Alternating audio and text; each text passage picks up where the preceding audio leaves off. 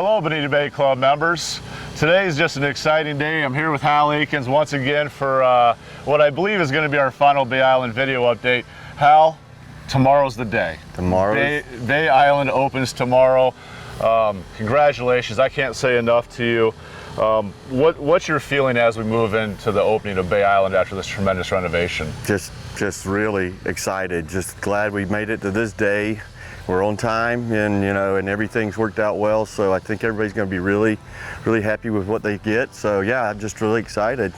Yeah, we've had a lot of members that have kind of been out walking around the golf course a little bit. Maybe they shouldn't have been out as much as they were, but everybody wants a good piece of it. We've already gotten great reviews. One of the things that's impressive to me going into this project, there's been so many other facilities in the area that they had projects similar to this in scope, maybe not even as big, and there were just horror stories about them opening in mid-January, cart path only 9 holes. What was, besides you being a genius, of course, what was one of the biggest parts of or reasons why we got this done on time? We had a really good strategy, and we had a great team. We divided up, and we worked on 2 fronts instead of just one. That allowed us to just work kind of twice as fast. So it worked out well. I mean, we were able. That's the biggest challenge when you have something like this, is like the timeline, because you want to get to this point, and you want to be done, and you want to have something that's really nice when you get here. Yeah. You don't want to get to this point and it be half drawn in and not be exactly what you would expect it to be. So that's really the big challenge, and I think we had a really good team, and we had a great strategy, and that's what we're going to try to do on the ones that are going to be in the future as well. Well, that was going to be one of my questions for you, is your biggest challenge. Obviously it was the time, making sure you delivered an exceptional product from the get-go.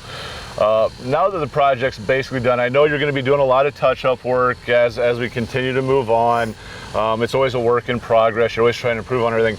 But now that it's complete, what do you think the coolest parts of the design features are? I love the bunkers. I think people are going to really like the bunkers. They really look cool. We worked really hard to get the faces really tight and pretty, and I mean, they just look good. And I love the greens. I mean, the greens are larger. They got a lot of movement. I think what is going to be kind of cool for the member is they're going to get out there and they got to learn a whole new set of greens. So it's not the same as it was. So you're going to go out there and you're going to learn all the subtleties of these new greens. So, and they're big, large targets to hit. So yeah, the greens are much larger, but they are still undulating. So just because you get on the green doesn't mean the challenge is over. Why don't we take the members around to a couple of holes and kind of show them what they're going to see, in particular with the bunkers and the greens, and give the members some advice when they come out here the first couple times they play.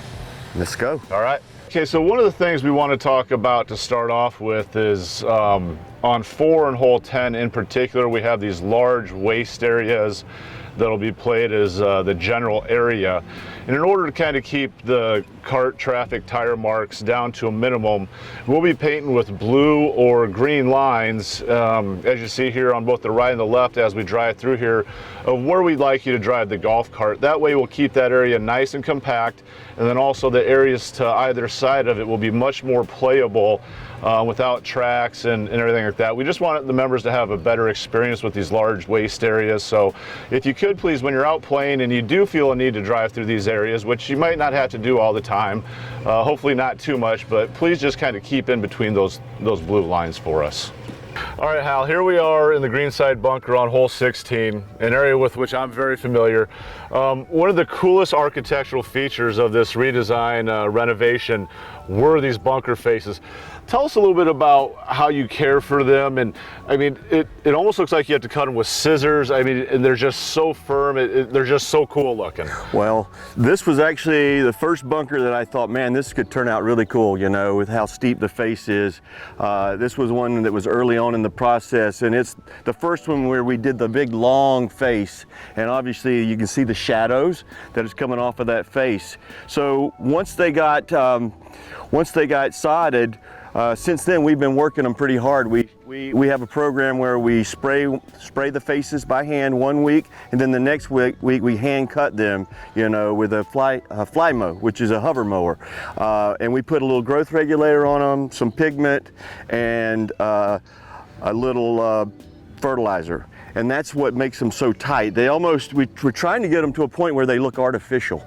Yeah. Well, I mean, it's cool. And that's important, I think, for the golfer, so that when that golf ball comes in, it hits that face and bounces back down into the bunker area, which I think makes it a lot more playable too. We're still playing around with it. We didn't have enough time to really get it to exactly where I think we want to be. We're trying to mow them as tight as we can, but I think we can actually mow them a little bit tighter. But as we were getting closer, we just didn't want to screw anything up and skin them up and make them where they weren't presentable. So we're going to work on that next summer a little bit and see if we can do a little bit more like that.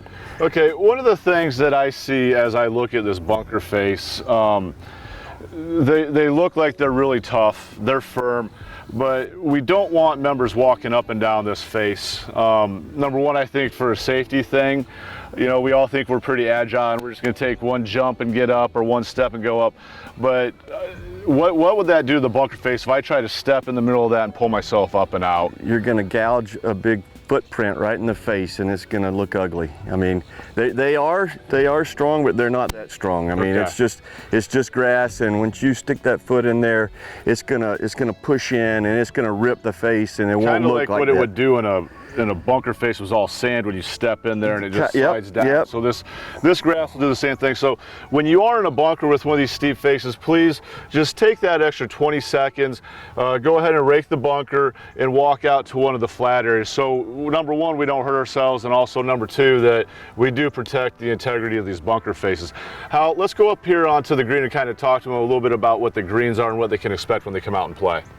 All right, so Hal and I, we moved up here to the 16th green. A lot of the members have played 18 Creek already, and notice that new green is pretty firm when you're coming in with a longer shot. I hear a lot of the people kind of trying to speculate on what makes the green so firm. I hear a lot of times there's not enough sand on them, which I think is the opposite. This is all sand underneath these right now. You kind of explain to the members why the greens are so firm when they're new. It's pretty simple. There's only a thin layer of turf over a 12-inch sand base. It's just like the bunkers, if they're just sitting there and they get watered and they get compacted, that sand becomes super firm. Well, that's what's underneath here. Just a big sand base that, you know, is pretty firm at this point. So as time goes on, this grass will grow and it'll slough off dead organic material, and then that'll start to act as a little bit of a sponge, and that'll soften them up. Well, and so then as we move forward, you want to have a little bit of that thatch in there, but we aerify to take some of it out so they don't become total sponges. Well, you got to have a balance. You can't have too much one way or the other. Okay.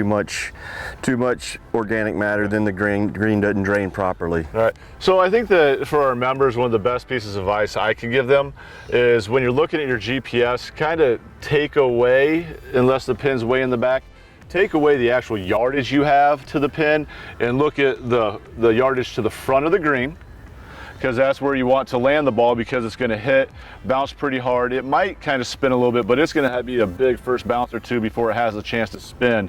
And also with that, you know, we have a brand new golf course here. Our members are awesome at taking care of the golf courses, but one of the things we might not think about is when we come in with a little bit longer club, hitting the front or the front third of the green, and it bounces all the way to the back, is we're going to park our car over near the back of the green.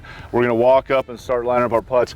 I'm going to ask all our members to please take care and look at the front of the green where your ball might have landed and repair your ball marks. This is an important part of just taking care of the golf course, and it's just something we might not think about when our golf ball is all the way on the back or has gone over to take care of the ball marks. I want to make sure that the new golf course for our members and all the hard work you've done, it just stays as beautiful as it is today. Well, thank you, EJ. We would appreciate that for sure.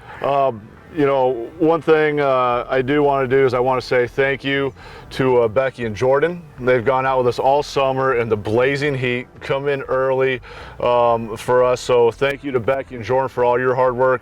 And Hal, once again, congratulations on a job well done, man. They've been wonderful, and I appreciate it. Thank you. Thank you.